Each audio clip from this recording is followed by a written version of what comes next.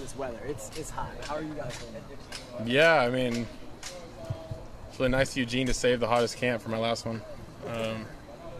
No, I mean, we've been lucky we had a breeze, and and honestly, sometimes you got to embrace the chaos, and the heat's part of that, and I definitely felt the heat in other camps more than this one, even though this one says the temperature is what it is.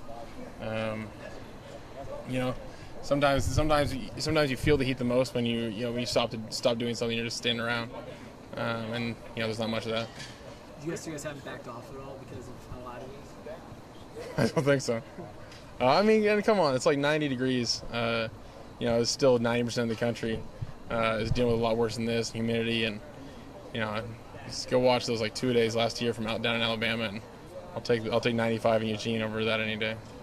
The real reason why I brought you here was calculated, not just because you're the go-to guy. We've had discussions about social media in the past, and you're into that and analyzing that. There was a rumor going around Twitter yesterday about possible sanctions for the Ducks that blew up and then came down just like that. Did you pay attention to that? Did you get calls from anybody, any tweets to you or texts to you from your family talking about any sort of rumor yesterday? No, I mean, I saw it. It's what's beautiful and terrible about the internet. It's like the pure democracy. You can say and do whatever you want, true or not. I think there was a couple months ago where like some UW blogger was posting about how his son went to high school with me and said I got a bunch of Oregon gear and came back to high school with it, which was like not true at all. And my dad called me just irate, saying he was gonna like find a way to go after this guy, and I had to like give him the internet rundown and like. By like posting comments on this guy's blog, all you're doing is drawing more attention to the blog. Like, literally, the best thing you can do is nothing. And so, anytime your AD of marketing is making Ferris Bueller jokes about it, I don't think it's that big a deal. Do you have to quell fires often because of social media, because of kind of the internet culture that now exists? I think it's more over the age of 30, but I think most guys my age or most people. It's for the digital natives sort of understand that it just is what it is, and there's a lot of good that comes from it, and there's a lot of bad, and you gotta have the general sensibility to sort through it. What are your impressions of the front seven so far? In defense, really good. The best front seven I've dealt with since I've been here. From the linebackers to the D line. Every year there's a couple guys that you're a little happier they're across from you than the other guys, and this year it's not so fun across the board. So for 3 weeks for 3 weeks you're gonna bash heads some really good football players, and it might not be the most fun 3 weeks ever, but I'm really excited to see those guys get after some other people. Deion said they're hoping to be more versatile this year, get more attacking. Have you seen examples of that already? Yeah, the deal is most teams bring their pass rush off the edge. So we have Deion and Bo off the edge, but we have guys like Taylor and Wade and Isaac inside and.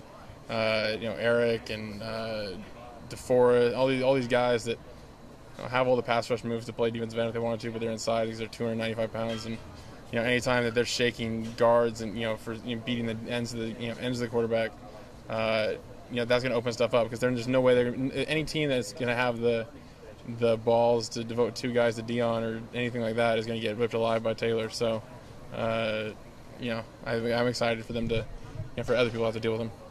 How's your knee holding up through about 9 days? Good. there's ups and downs, and so part of that is my own mindset, fighting through different things, and part of that's finding the wall wherever it is and making sure we don't crash through it or anything like that. And I think I have a place I want to be, and I think everybody has exceeded expectations thus far, and I just need to keep pushing it. And at the beginning it was teaching my brain that it was fine, that we stopped thinking about it, and a few plays in that was over, and now it's about taking care of it after practice and between practices.